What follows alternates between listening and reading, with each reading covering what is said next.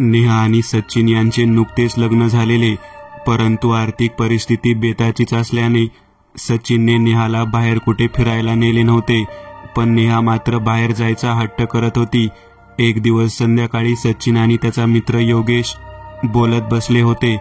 सचिन म्हणाला, नेहा बाहेर जायचा हट्ट करते रे, पण काय करावं तेच कळेना. यावर विचार करून योगेश म्हणाला, अरे रत्नागिरीजवळ माझे फार्म हाऊस आहे, तुला माहीतच आहे ना. असंही आम्ही तिथे जात नाही जास्त. त्याच्या केअरटेकरला नुसता फुकट पगार देतोय. तुला जर जमत असेल तर तू जा तिकडे नेहासोबत. जास्त पैसेही जाणार नाहीत. वाटलं तर जाताना माझी गाडी घेऊन जा. सचिन म्हणाला, अरे हे तर माझ्या लक्षातच आले नाही. छान कल्पना आहे. 2 दिवसात सचिन आणि नेहाने सर्व तयारी केली. योगेशने देखील त्याच्या माणसाला कळवले होते. त्यानंतर सकाळी नेहा आणि सचिन पुण्याहून रत्नागिरीच्या दिशेने निघाले. संध्याकाळच्या आसपास ते रत्नागिरीला पोहोचले. योगेशने फार्म हाऊसचे लोकेशन आणि त्या केअरटेकरचा नंबर दिला असल्याने त्यांना ते फार्म हाऊस सहज सापडले. कोकणातील सध्याच्या टिपिकल बांधकाम पद्धतीमधील ते फार्म हाऊस होते. बाहेरून थोड्या कमी उंचीचे भिंतीचे कुंपण, त्यावर लोखंडी बार आणि त्याला गुंडाळलेले ते जाळीचे कापड. मग समोर थोडी हिरवळ आणि झाडे आणि मागे प्रशस्त फार्म हाऊस. गाडी लावून ते दोघे दाराजवळ गेले आणि मग सचिनने त्या केअरटेकरला फोन केला. काही वेळातच तो तिथे आला. तो आल्या आल्या सचिनने त्याला त्याचे नाव विचारले. तो म्हणाला, चेतन. चेतनने त्या फार्म हाऊसचे दार उघडले आणि ते तिघे आत आले. आत आल्यावर हॉल होता. त्याच्या उजव्या हाताला एक बेडरूम आणि त्याच्या शेजारी बाथरूम. हॉलमधूनच पुढे डाव्या हाताला एक जिना होता. तो टेरेसवर जात होता. हॉलच्या शेवटच्या समोरील भिंतीवर एक खिडकी होती आणि तिथेच उजव्या कोपऱ्यात किचनचा दरवाजा. किचनमध्ये गेल्यावर 2 खोल्यांची दारे होती आणि अजून एक दार होते. ते त्या बंगल्याच्या मागील बाजूस होते. मागील बाजूस देखील काही मोकळी जागा होती. त्यासोबत तिथे बसायला जागा केलेली होती आणि मागे फाटक देखील होते. सचिनला तो बंगला खूपच आवडला. नेहा देखील तो बंगला पाहिल्यापासून खुश वाटत होती. सोबत आणलेले सामान तिने व्यवस्थित कपाटात लावले, कारण ते जवळपास 4 दिवस राहणार होते. संध्याकाळ होत आलेली. चेतनने त्यांना चहा दिला. बंगल्याच्या टेरेसवर ते दोघे बसले होते.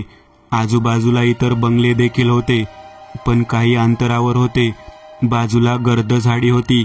नेहा म्हणाली, इथे किती मस्त वाटत आहे रे, असं वाटते इथेच राहावं. सचिन हसत म्हणाला, मग इकडे सेटल व्हायचा विचार करतेस की काय? हळूहळू सूर्य अस्ताला गेला. अंधाराचे साम्राज्य पसरू लागले. तसे ते खाली हॉलमध्ये येऊन बसले. चेतन जेवण बनवत होता. नेहा आणि सचिन हॉलमध्ये गप्पा मारत बसलेले. काही वेळातच चेतन बाहेर आला आणि म्हणाला, जेवण तयार आहे साहेब, तुम्ही जेवून घ्या आणि भांडी तशीच ठेवून द्या. मी उद्या सकाळी येईन तेव्हा घासेल. यावर सचिन म्हणाला, अरे म्हणजे तू इथे नाही थांबत का रात्री? चेतन म्हणाला, नाही साहेब, घरी बायको आई असते ना, मग रात्री तिकडे जात असतो मी. काही वेळातच चेतन घरी निघून गेला. त्या बंगल्यात उरले फक्त नेहा, सचिन आणि त्यांना हवा असलेला एकांत. सचिन नेहाच्या जवळ सरकू लागला. अचानक नेहा उठली.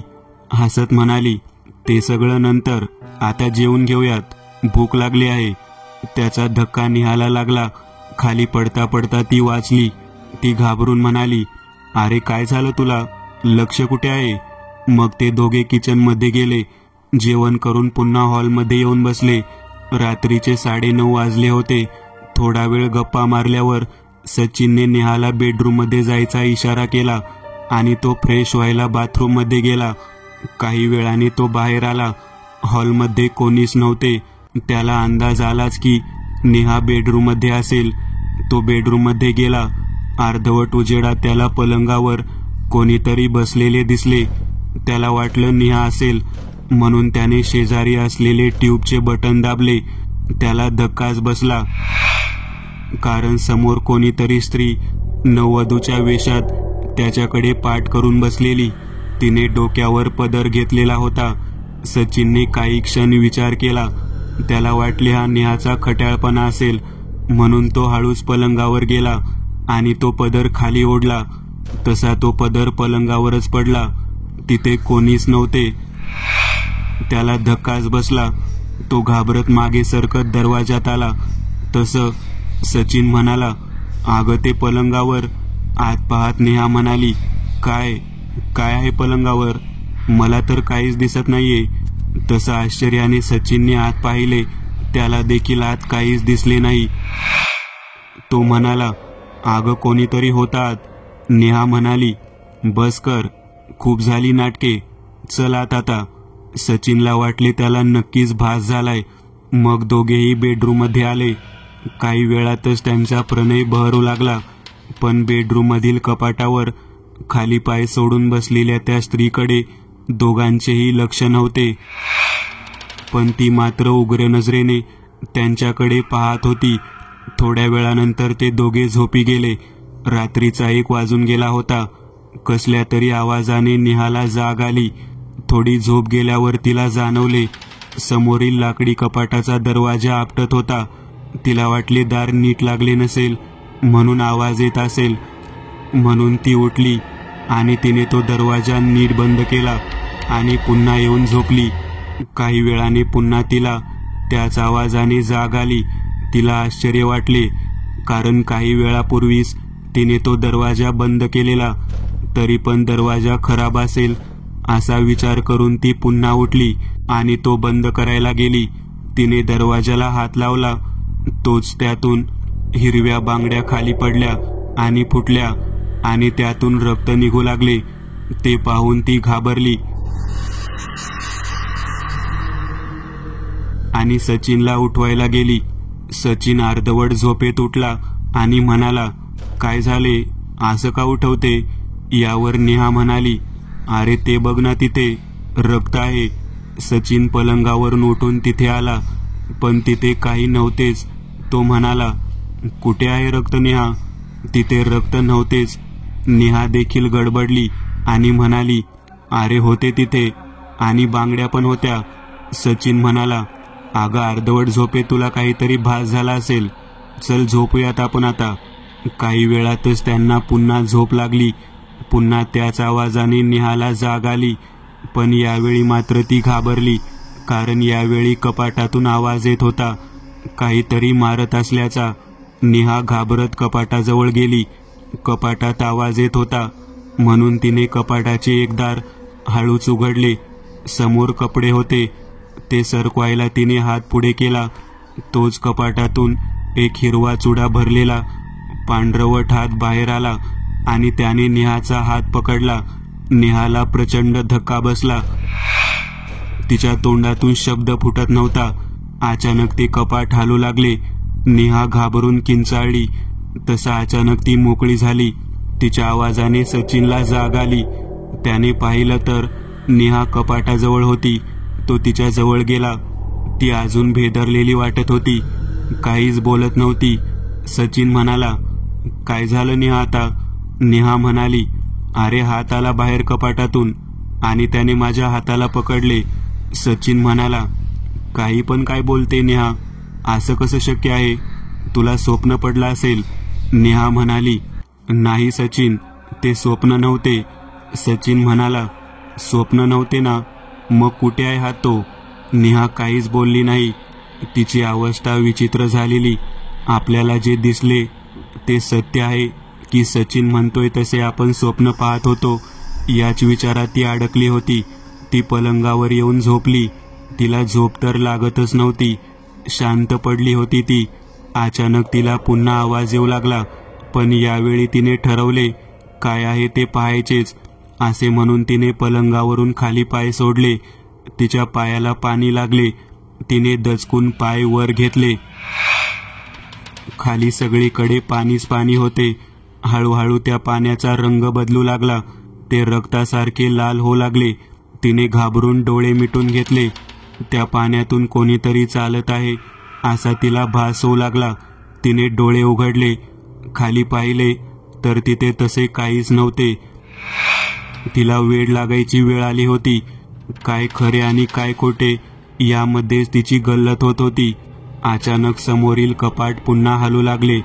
तिने सचिनला उठवले नाही, कारण तिला माहीत होते त्याला उठवले तरी तोपर्यंत ते कपाट हलायचे बंद होईल. त्यामुळे ती स्वतः उठली आणि कपाटाजवळ गेली. ती कपाटाच्या दाराला हात लावणार, तोच कपाटाचे दार आपोआप उघडले. समोरील दृश्य पाहून तिची बोबडीच वळली. कपाटाच्या एका बाजूला असलेल्या भागात एक पुरुष उभा होता.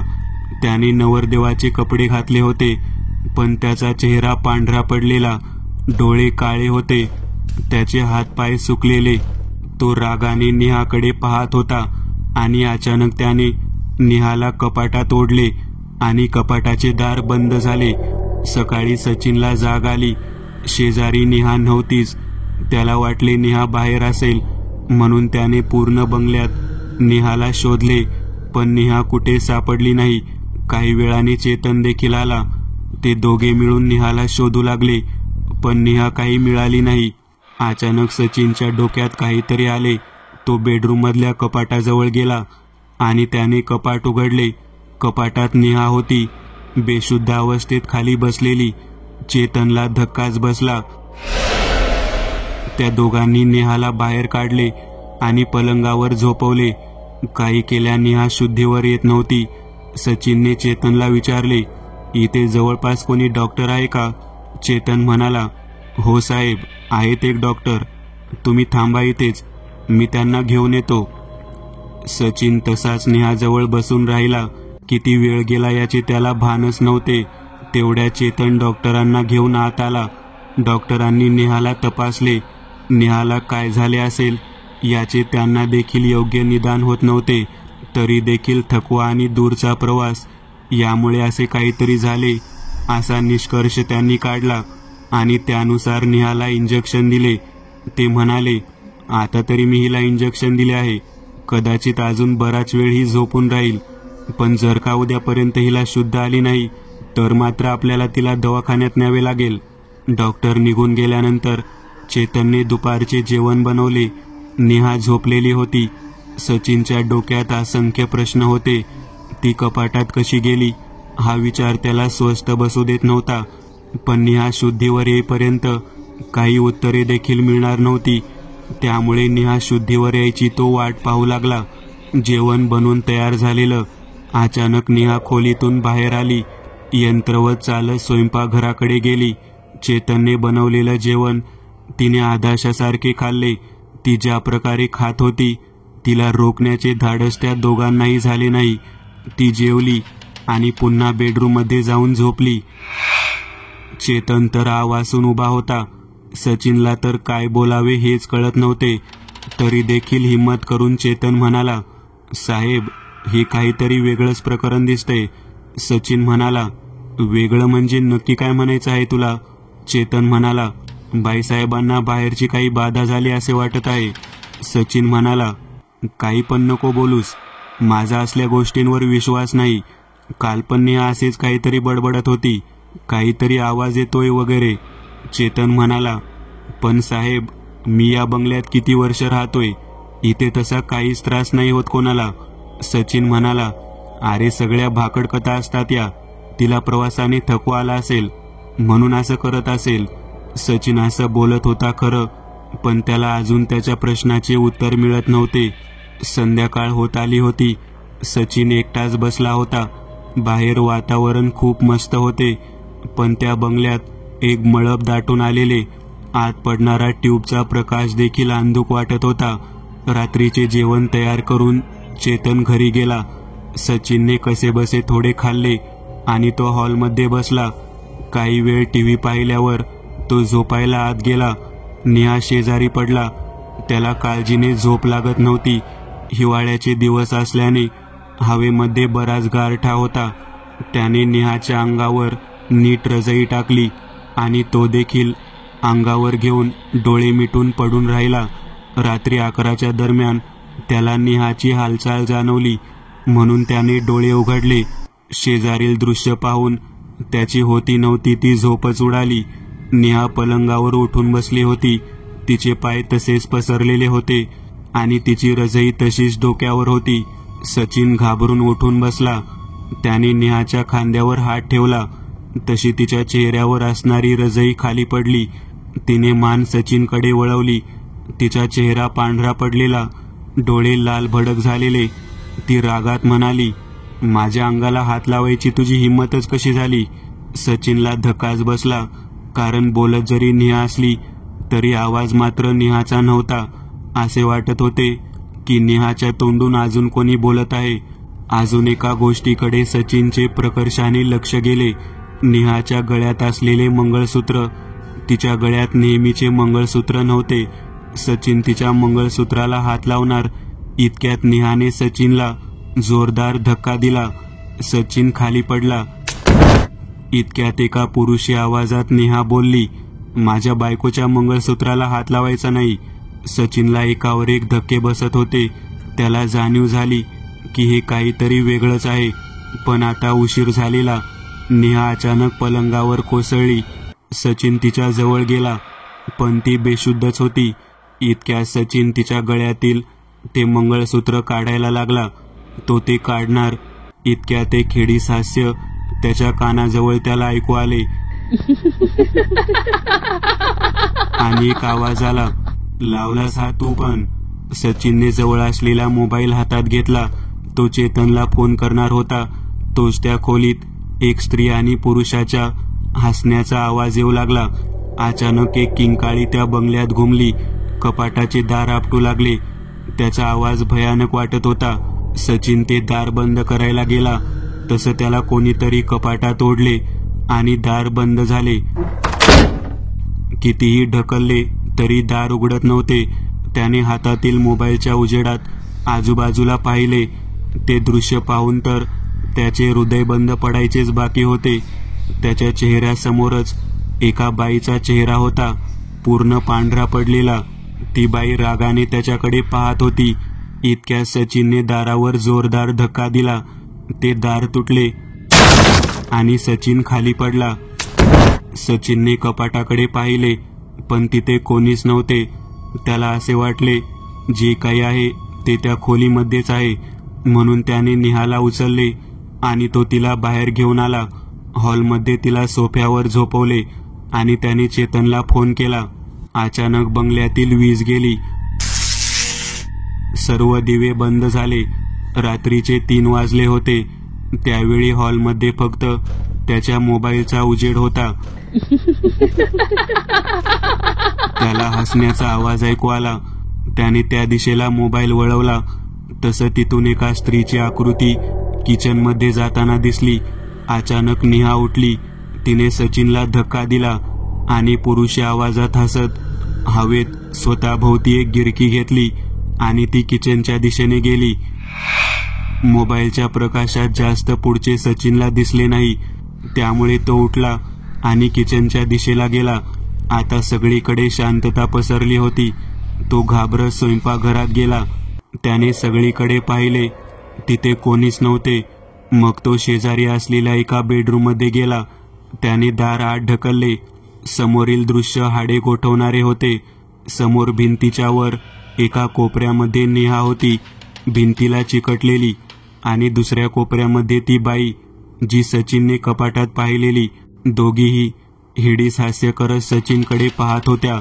सचिनने घाबरून त्या खोलीचे दार बंद केले आणि तो बाहेर येऊन बसला. पुढील गोष्टी झेलायची त्याची हिंमतच उरली नव्हती. तितक्यात चेतन आला. सचिनने घडलेली सर्व हकीकत त्याला थोडक्यात सांगितली आणि मग त्याने त्याच्या आईला घरी फोन केला. त्याच्या आईला देखील धक्का बसला, पण त्या म्हणाल्या, उद्याच्या उद्या तुम्ही इकडे या, आपण बघू काय करायचं ते. कशीबशी ती रात्र पार पडली. सकाळी सूर्य उगवताच चेतन आणि सचिन आत गेले. त्या बेडरूमचा दरवाजा उघडला. आत नेहा अस्ताव्यस्त पडली होती. त्या दोघांनी तिला धरून गाडीत बसवले. सचिनने सर्व सामान आणून गाडीत ठेवले आणि तो थेट पुण्याच्या दिशेने निघाला. मागच्या सीटवर नेहा झोपलेली. तो वेगाने गाडी चालवत होता. दुपारी तो पुण्यात घरी पोहोचला. त्याने नेहाला तसेच उचलून घरात आणले. त्याचवेळी घरात त्याच्या आई व्यतिरिक्त अजून एक व्यक्ती होती. त्याची आई म्हणाली, मागच्या वेळी माझ्या एका मैत्रिणीच्या मुलाच्या म्हणजेच ऋषीच्या लग्नाला गेलेले तेव्हा तिथे यांच्याशी ओळख झाली. यांचे नाव आहे एकदंत. हे आपल्याला नक्की मदत करतील. रात्री तू फोन करून सांगितले तेव्हाच मला समजले हे जे काही आहे ते सामान्य माणसाच्या आवाक्यातले नाही. त्यामुळे मी सकाळीच एकदंत यांच्या घरी गेले आणि त्यांना दुपारी इथे यायची विनंती केली. नेहा तिथे सोफ्यावर झोपलेली. एकदंत तिच्या जवळ गेले. त्यांनी तिच्या कपाळाला हात लावला आणि मग सचिनला म्हणाले, तुमच्यासोबत जे काही घडले ते सविस्तर सांग मला. सचिनने घडलेला सर्व प्रकार नीट आठवून एकदंत यांना सांगितला. त्यावर थोडा वेळ विचार करून एकदंत म्हणाले, तू म्हणाला हे मंगळसूत्र नेहाचे नाही, मग हे आले कुठून? सचिन म्हणाला, आम्ही जेव्हा पुण्याहून निघालो तेव्हा रत्नागिरीच्या अलीकडे एका खाडीजवळ छोट्या पुलावर आमच्या गाडीचा टायर पंक्चर झाला. गाडीमध्ये एक टायर होता, तो मी बदलत होतो. तेव्हा नेहा आजूबाजूला फिरत होती. ओहोटी असल्याने खारटात पाणी कमी होते. तेव्हा तिथेच गाळात नेहाला हे मंगळसूत्र आणि सोन्याच्या बांगड्या मिळाल्या. नेहाला सोन्याची खूप हौस आहे आणि मी जास्त देऊ शकत नाही, तिला हे माहीत आहे.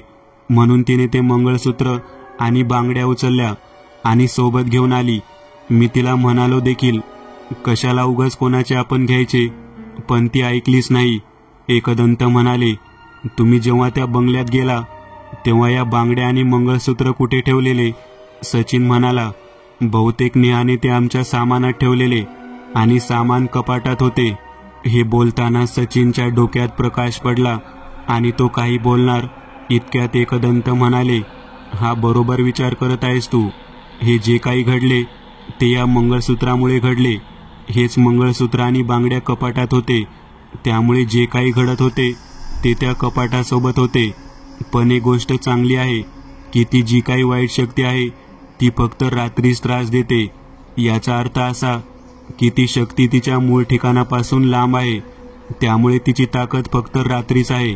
आणि तुझ्या सांगण्यावरून तरी असं वाटत आहे की ते दोन आत्मे आहेत आणि त्यांचा एकमेकांशी जवळचा संबंध आहे.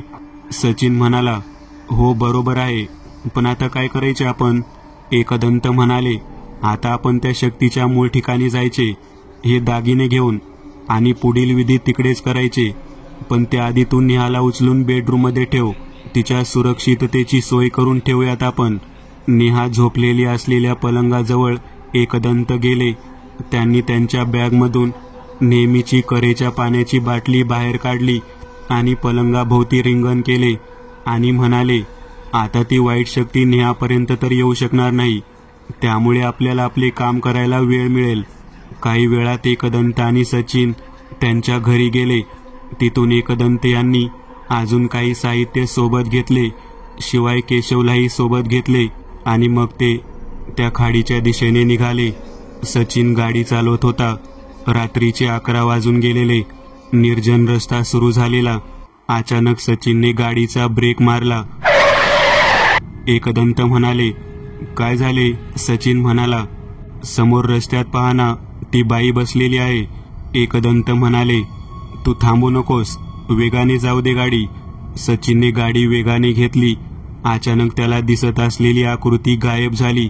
अचानक एकदंत यांना काहीतरी जाणवले. ते ओरडले, थांब सचिन. सचिनने जोरात ब्रेक लावला. तितक्या समोर एक मोठे नारळाचे झाड पडले. जरा का गाडी चालू असती तर ते झाड गाडीवर पडले असते, पण आता रस्ता बंद झालेला. एकदंत म्हणाले, सचिन, बहुतेक तो पूल इथून जवळच असेल ना, कारण असं वाटते त्या आत्म्यांचा प्रदेश सुरू झाला आहे, त्यामुळे ते आपल्यावर हल्ले करत आहेत. सचिन म्हणाला, हो, बहुतेक तो समोर दिसतोय, तोच आहे तो पूल. ते सर्वजण गाडीमधून उतरले. एकदंत म्हणाले, कसलाही आवाज आला तरी थांबू नकोस, चालत राहा. केशव, आजूबाजूला लक्ष असू दे. ते पुढे चालत गेले. पुलापासून काही अंतरावर सचिन थांबला आणि म्हणाला, इथून डाव्या हाताला खाली जायचं सरळ की खाडी आहे समोर लगेच? एकदंत म्हणाले, होय, चल पुढे. आणि त्यांनी हातात करेचे पाणी घेतले. डोळे मिटून काहीतरी स्मरण केले आणि पाठमोऱ्या सचिनवर शिंपडले. तसं सचिन दचकला आणि म्हणाला, इकडे कुठे चाललो आहोत आपण? आपल्याला समोर जायचे आहे ना? केशव म्हणाला, असे काय म्हणतोय तू सचिन? एकदंत म्हणाले. केशव, अरे आता तो सचिन नव्हता. आपल्याला चुकीच्या मार्गावर न्यायचा फास होता तो, त्या आत्म्याचा. सचिनच्या शरीरावर ताबा मिळवला होता त्या आत्म्याने. ते तिघे चालत त्या पुलावर आले. एकदंत यांनी आजूबाजूला पाहिले आणि म्हणाले, केशव, तिथे बघ. मगाशी आपल्याला तिथून खाली न्यायचा फास होता. समोर दलदल आहे. आपण जर का अनावधानाने गेलो असतो तर त्या दलदलीमध्ये अडकलो असतो. खाडी किनारे अशा कित्येक दलदलीमध्ये अनेकांनी जीव गमावला आहे. सचिन बोट दाखवत म्हणाला. तिथे समोर मिळाले होते ते मंगळसूत्र आम्हाला. एकदंत तिथे गेले. तिथल्या रेतीचा काही अंश घेऊन पुन्हा पुलावर आले. तिथेच पुलाच्या कडेला त्यांनी करेच्या पाण्याने एक चौकोन केला. त्या चौकोनात केशव आणि सचिन देखील होते. मग तांदुळाने एकात एक असे 3 त्रिकोण केले. त्यातल्या एका त्रिकोणात त्यांनी ते मंगळसूत्र ठेवले, दुसऱ्या त्रिकोणात त्या बांगड्या ठेवल्या आणि तिसऱ्या त्रिकोणात ती रेती ठेवली आणि म्हणाले, आता काही वेळ मी ध्यान करणार आहे. तुम्हाला कसलाही आवाज आला किंवा काहीही दिसले तरी या चौकोनातून बाहेर जायचे नाही. एकदंत डोळे मिटून काहीतरी साधना करत होते. वस्तूंच्या साह्याने भूतकाळ पाहायची विद्या त्यांनी त्यांचे वडील महादेव यांच्याकडून शिकलेली. कदाचित आता देखील ते त्याच विद्येचा वापर करणार होते. इतक्या सचिनचे लक्ष खाडीकडे गेले. तिथून काहीतरी सरपटत येत होते. जसजसं ती आकृती जवळ येऊ लागली तेव्हा तिचे रूप सचिनला स्पष्ट दिसले. ती निहा होती. चेहरा रक्ताने माखलेला, अंगावर जागोजागी जखमा झालेल्या. ती ओरडत होती, सचिन, मला वाचव रे यांच्यापासून. सचिन त्या चौकोनातून उठून निघालाच होता. तोच केशवने त्याचा हात पकडला. सचिन म्हणाला, अहो केशव, माझी निहा आहे तिथे. केशव म्हणाले, कुठे? मला तर दिसत नाही. हा एक फास आहे सचिन. निहा तुझ्या घरात सुरक्षित आहे. सचिन पुन्हा खाली बसला. तसं त्याला दिसणारी ती आकृती नाहीशी झाली. अचानक वेगाने वारा वाहू लागला. वातावरण बदलू लागले. इतक्यात मागून एक किंकाळी त्यांना ऐकू आली. त्या दोघांनी मागे वळून पाहिले. एक स्त्री हवेत धावत त्याच्या दिशेने येत होती. त्या आवाजाने कानठाळ्या बसत होत्या.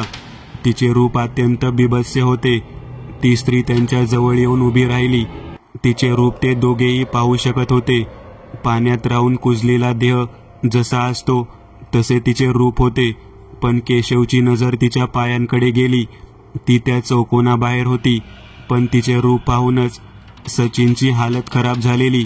केशव म्हणाला, सचिन, तू डोळे बंद कर आणि मग एकाग्र कर. आपण या चौकोनात पूर्ण सुरक्षित आहोत. केशव आणि सचिन दोघेही डोळे बंद करून बसले.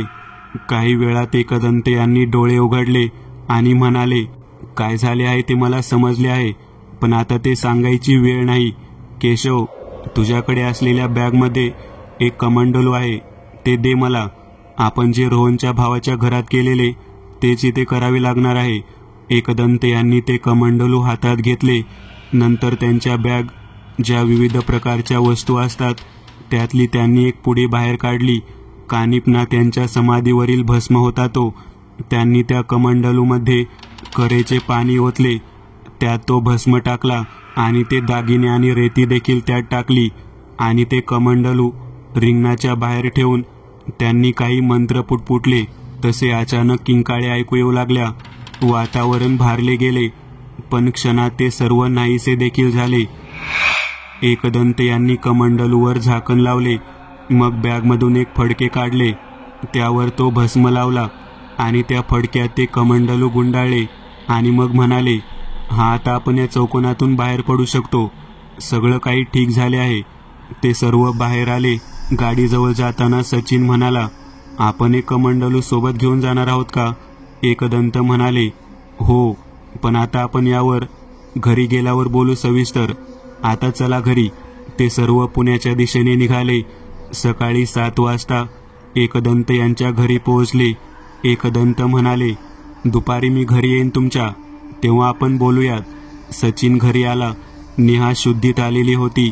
तिला कणकण वाटत होती, पण आधीपेक्षा तरी बरीच होती.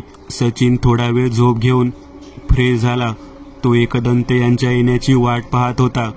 काही वेळातच एकदंत आले. सर्वजण बसलेले. एकदंत म्हणाले, तर आधी मी थेट मुद्द्यालाच हात घालतो. काय झाले होते ते सांगतो. तर नेहा आणि सचिन, तुम्ही त्या दिवशी ते मंगळसूत्र उचलले, ते मंगळसूत्र कोणाचे होते माहीत आहे का? जवळपास 4 वर्षापूर्वी लग्नाच्या दिवशी लग्न झाल्यावर एक जोडपे आणि त्या मुलाचे आईबाबा एका कारमधून घरी चालले होते. त्यावेळी त्या पुलाला कठडे वगैरे नव्हते आणि पावसाळा होता. समुद्राला भरती आलेली, त्यामुळे खाडीला पाणी खूप होते. अशावेळी ती कार त्या पुलावरून घसरली आणि खाडीत पडली. प्रवाह आणि खोली खूप असल्याने त्यातील कोणीच वाचले नाही. पण झाले असे की दुसऱ्या दिवशी जेव्हा शोध मोहीम काढली तेव्हा तिथे फक्त त्या मुलाच्या आईवडिलांचे मृतदेह मिळाले. त्या नवीन लग्न झालेल्या जोडप्याचे देह मिळालेच नाहीत. खाडीमध्ये काही ठिकाणी दलदल असते. अशा कोणत्या तरी दलदलीमध्ये ते देह अडकले आणि तिथेच राहिले. त्याच दिवशी त्यांचे लग्न झालेले. कितीतरी स्वप्न डोळ्यात घेऊन ते निघालेले. त्यामुळे त्यांच्या आत्म्याला मुक्ती मिळणे शक्यच नाही. पण पाण्यामुळे म्हणा किंवा अजून कशाने त्या मुलीचे दागिने खाडीच्या कडेला आले. पण त्यात तिचा आत्मा त्या दागिन्याभोवतीच घुटमळत होता. खास करून मंगळसूत्राभोवती. त्या दोघांचाही आत्मा होता. कारण तेच एक बंधन होतं त्या दोघांमधले. आणि तेच मंगळसूत्र नेहा सोबत घेऊन आली. त्यामागे ते दोघे देखील आले. आणि मग तुम्हाला त्रास झाला.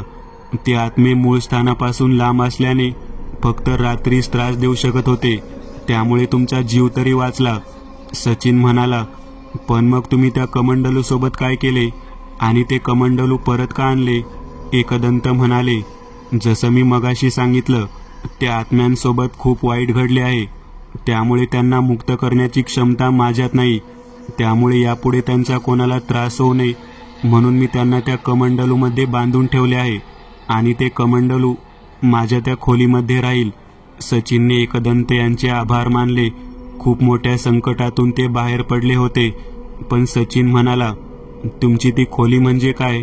एकदंत हसून म्हणाले, आपण पुन्हा भेटू कधी तर, तेव्हा सांगेल. आता ती वेळ नाही. मित्रांनो, आज पुरतं एवढंच. तुम्हाला जर काही गोष्ट आवडली असेल तर नक्की लाईक करा. तुमच्यापैकी बरेचसे जण व्हिडिओ लाईक न करताच पळून जातात. पण हा जर व्हिडिओ तुम्ही लाईक केला तर मला जरा बरं वाटेल आणि असेच भारी भारी व्हिडिओ बनवायची माझ्यात एनर्जी येईल. त्यामुळे नक्की लाईक करा. आणि अजूनही कोणी या चॅनलला सबस्क्राईब केलेलं नसाल तर लगेच सबस्क्राईब करून टाका. आणि बाजूची घंटी ती मात्र दाबायला विसरू नका. देवाची घंटी आहे ती. चला तर मग पुन्हा भेटूया अशीच एक आगळी वेगळी गोष्ट घेऊन पुढच्या